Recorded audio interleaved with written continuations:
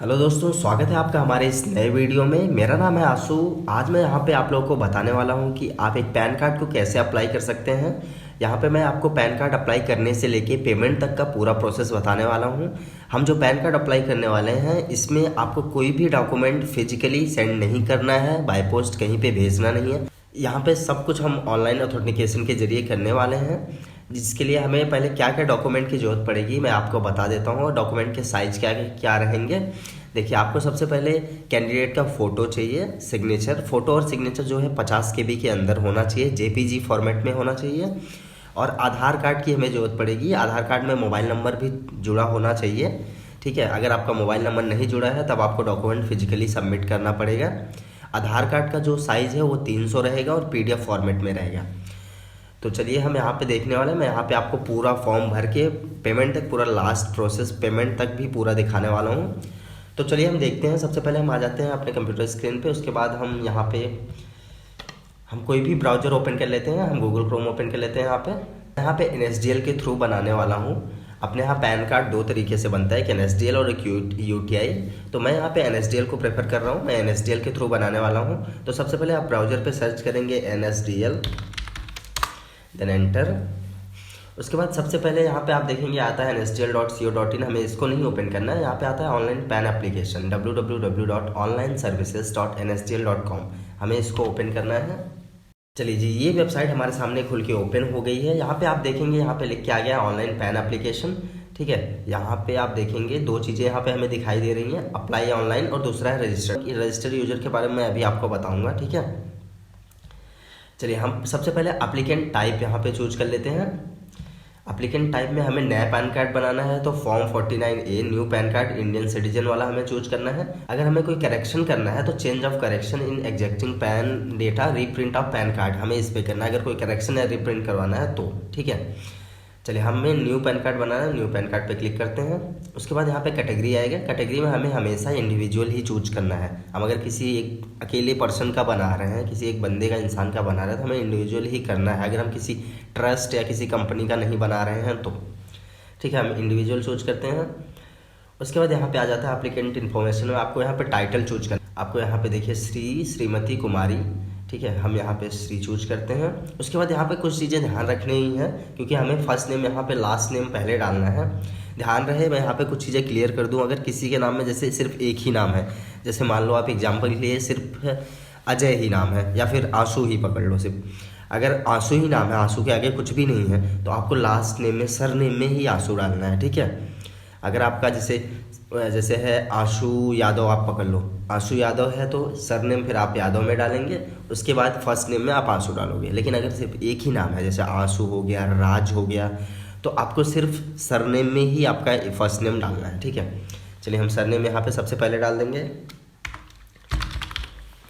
उसके बाद first name हम डालते हैं। मिडिल नेम अगर आपके में है तो मिडिल नेम डाल सकते हैं, अगर नहीं तो इसको आप ब्लैंक छोड़ देंगे। उसके बाद हमें डेट ऑफ बर्थ डालना है। यहाँ पे ध्यान रहे, सब कुछ डेटा हम आधार के हिसाब से फिल करेंगे। चलिए डेट ऑफ बर्थ हम डाल देते हैं। चलिए जी, उसके बाद ईमेल आईडी हम डालेंगे। चलिए हमने ईमेल आईडी भी डाल दिया है। यहाँ पे अब हमें कैंडिडेट का मोबाइल नंबर डालना है। ध्यान रहे, मोबाइल नंबर जो है आपका आधार से लिंक होना चाहिए। उसके बाद यहाँ पे बाय सबमिटिंग डाटा हम यहाँ पे चेक करेंगे। फिर उसके बाद कैप्चा डालते हैं।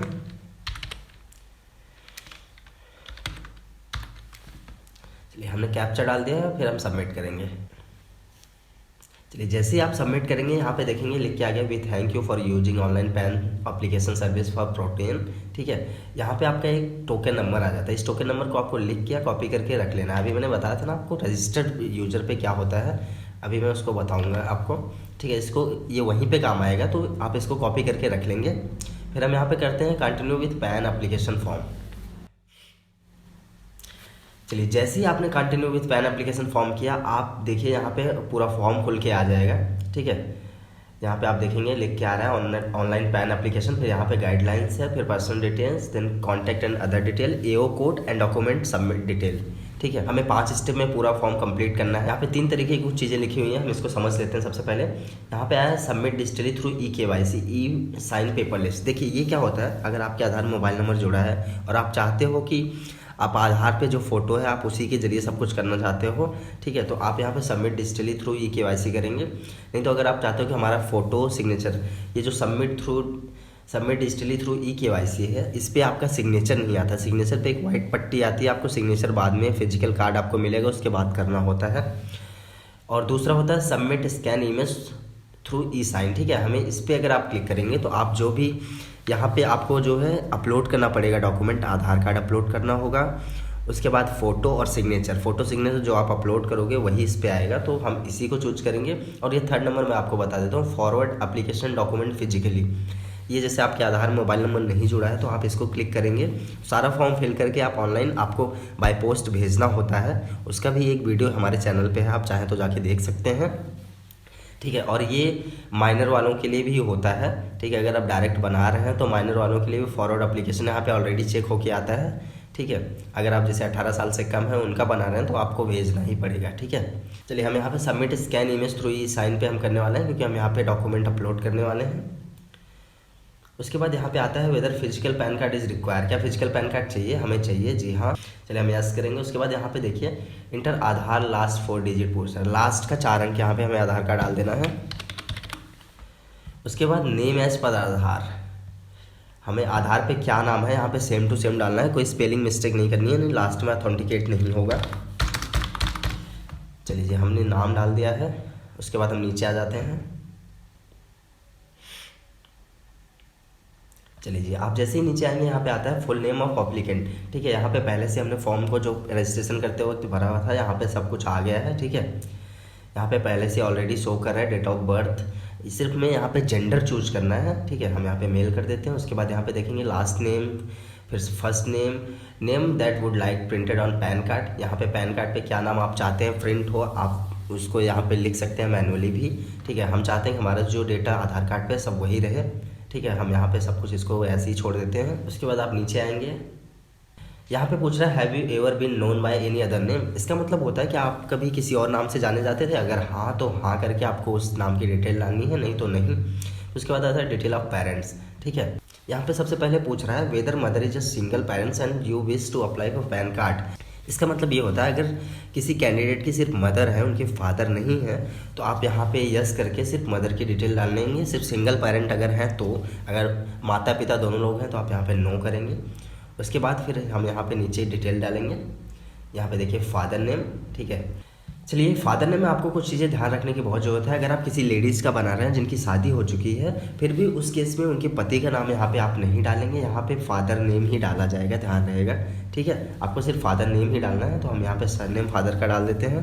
उसके बाद आता है मदर नेम, ये ऑप्शनल है, ये कंपलसरी नहीं है, आप चाहो तो इसको फिल कर सकते हो, नहीं तो आप ब्लैंक छोड़ सकते हो, ठीक है।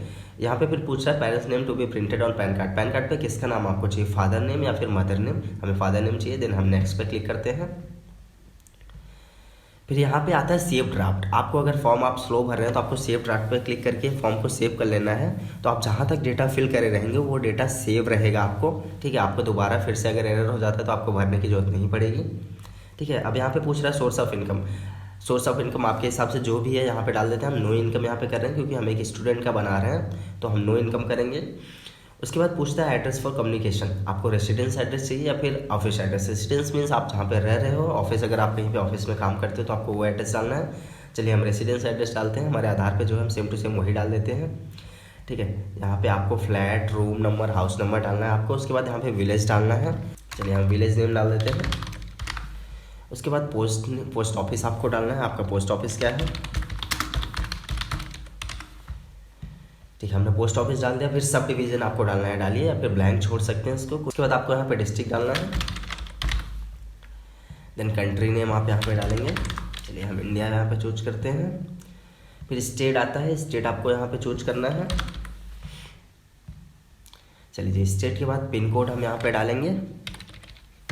ध्यान रहे हमें एड्रेस बिल्कुल प्रॉपर फिल करना है, क्योंकि पैन कार्ड हमें जो मिलेगा इसी एड्रेस पे आएगा, जो फिजिकल पैन कार्ड हमारा आएगा।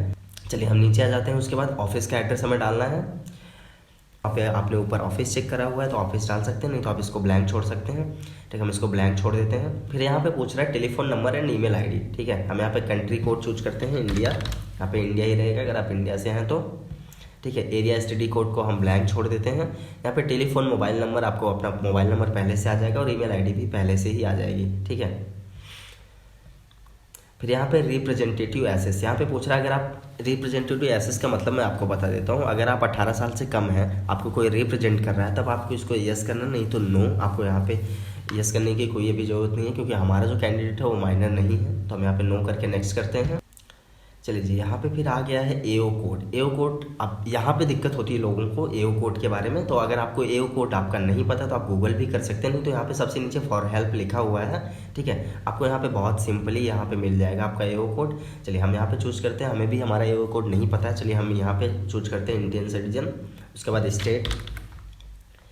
देन आप अपना यहाँ पे सिटी चूज करेंगे। अगर सिटी आपका नहीं शो कर रहा है तो आप डिस्ट्रिक्ट अपना चूज कर सकते हैं यहाँ पे, ठीक है। चलिए हमने अपना डिस्ट्रिक्ट चूज कर लिया। अब देखिए यहाँ पे ऑटोमेटिक आपका एओ कोड यहाँ पे आ गया, एरिया कोड, उसके बाद एओ कोड, रेंज कोड, एओ नंबर, सब कुछ यहाँ पे आ गया है, ठीक है। हम इसको चेक करते हैं। ऑटोमेटिक आप देखेंगे यहाँ पे फिल हो जाएगा ऊपर। देखिए यहाँ पे एओ कोड ब्लैंक था, अभी सब कुछ आ गया है, रेंज कोड सब कुछ यहाँ पे आ गया है, ठीक है। अब मैं इसको नेक्स्ट करना है। यहाँ पे सबसे बहुत ध्यान से हमें डॉक्यूमेंट चूज करना है। सबसे पहले यहाँ पे आ जाता है प्रूफ ऑफ आइडेंटिटी। हम क्या दे रहे हैं, हम यहाँ पे सिर्फ आधार कार्ड के थ्रू बनवा रहे हैं, तो हम आधार कार्ड ही यहाँ पे क्लिक करेंगे। उसके बाद प्रूफ ऑफ एड्रेस में भी हम आधार कार्ड ही दे रहे हैं, तो इसको भी आधार कार्ड ही आपको चूज करना है। Proof of date of birth, हम इसमें भी आधार कार्ड ही दे रहे हैं, तो आधार कार्ड को चूज करेंगे। चलिए फिर यहाँ पे डिक्लेरेशन, यहाँ पे कैंडिडेट का नेम आ जाएगा। फिर यहाँ पे सेलेक्ट करने को हो जाएगा हिमसेल्फ हरसेल्फ या रिप्रेजेंटेटिव एसेस। मैंने आपको बताया कि हम खुद ही अपना फॉर्म कर रहे हैं, तो हिमसेल्फ हरसेल्फ करेंगे। यहाँ पर रिप्रेजेंटेटिव हमें नहीं करना है। उसके बाद आपको यहाँ पे प्लेस डाल देना है, आप कौन सी जगह से फॉर्म भर रहे हैं। चलिए हम डाल देते हैं डेट, ऑटोमेटिक आ जाएगा कौन सी डेट को आपने फॉर्म भरा है यहाँ पे, ठीक है। अब यहाँ पे हमें 3 चीज़ें चूज करनी है। देखिए सबसे पहला है फ़ोटो, उसके बाद सिग्नेचर, फिर अपलोडिंग डॉक्यूमेंट। फोटो हमें देखिए जेपीजी फॉर्मेट में चाहिए, 200 DPI 50 KB के अंदर में होना चाहिए। सिग्नेचर भी हमारा 50 KB के अंदर होना चाहिए। साइज़ यहाँ पे लिखा है, ठीक है, आप देख सकते हैं। यहाँ पे हमें एक ही डॉक्यूमेंट हमने चूज करा, तो हमें आधार कार्ड ही अपलोड करना है, जो कि 300 KB और PDF फॉर्मेट में होना चाहिए, मैंने आपको पहले ही बताया था, ठीक है। चलिए हम फोटो अपलोड करते हैं। यहाँ पे प्लस के आइकन पे क्लिक करते हैं, ठीक है। आपकी फ़ोटो जहाँ पे भी आप उसको चूज करके देन अपलोड पे आप क्लिक करेंगे। फोटो हमारी यहाँ पे अपलोड हो गई है। चलिए हम यहाँ पे फिर से प्लस पे क्लिक करके सिग्नेचर को अपने चूज कर लेते हैं। उसके बाद अपलोड पे क्लिक करते हैं। उसके बाद देखिए हमारी सिग्नेचर भी यहाँ पे आ गई। अब हमें सपोर्टिंग डॉक्यूमेंट अपलोड करना है, ठीक है। हमारे यहाँ पे तीनों डॉक्यूमेंट जो है अपलोड हो गया। आपका देखिए यहाँ पे आ जाएगा नाम लिख के, ठीक है। यहाँ पे आपके फाइल का नेम जो भी आपने रखा हुआ है यहाँ पे आ जाएगा, अपलोड हो जाएगा, तो ठीक है। अगर कुछ एरर आता है तो आपको यहाँ पे दिखाई देगा। इसके बाद हम इसको करते हैं सबमिट। जैसे आप सबमिट पे क्लिक करेंगे आप नेक्स्ट स्टेप पे आ जाएंगे। यहाँ पे लिख के आ रहा है your application is submitted, please confirm detail, ठीक है। आपको एक बार वेरीफाई कर लेना आपकी डिटेल आपने जो फिल करी है वो सही है कि नहीं, ठीक है। उसके बाद आपको यहाँ पे फाइनल सबमिट करना है। चलिए सबसे पहले हम यहाँ पे भी हमें एक चीज़ें फिल करनी होती है पर्सनल डिटेल में। हमें सबसे पहले आधार का ये फर्स्ट 8 डिजिट डालना है, ठीक है। शुरू का 8 अंक आपके आधार का यहाँ पे डालना है,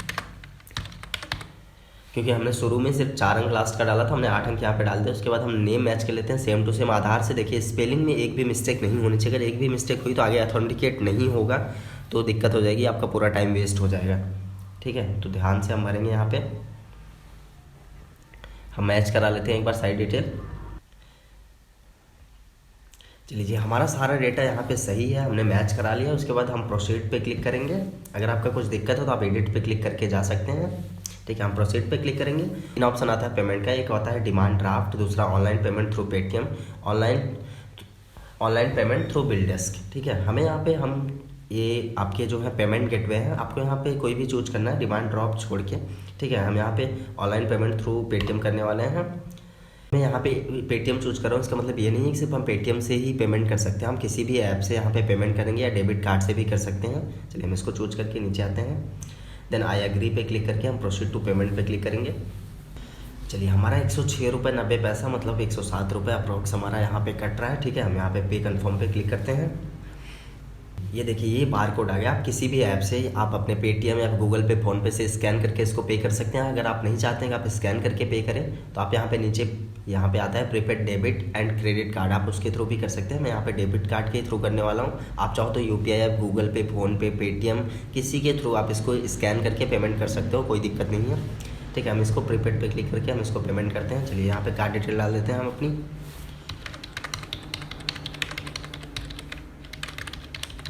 चलिए उसके बाद हम पे कन्फर्म पे क्लिक करेंगे। पे 106 रुपये यहाँ पे आ रहा है, ठीक है, हमारा OTP हमारे बैंक की तरफ से हमारे फ़ोन पे आएगा, हम उसको डाल के सबमिट करेंगे।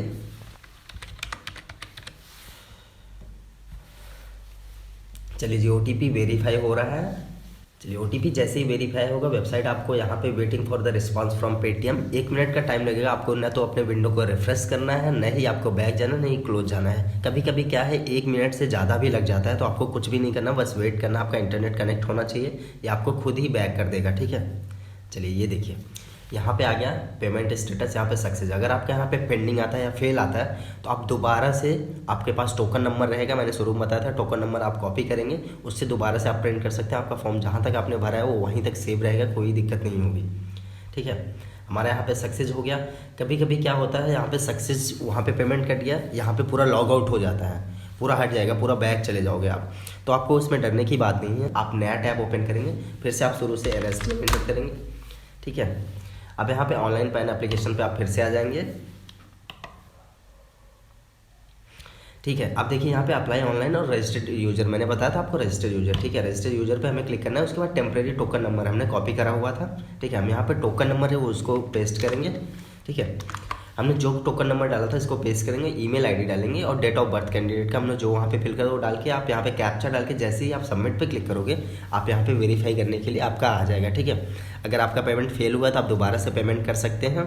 ठीक है, अगर फेल नहीं हुआ तो आप यहाँ से सबमिट कर देंगे, तो आपका पेमेंट वहाँ पर सक्सेस दिखाई देने लगेगा। ठीक है, तो ये है।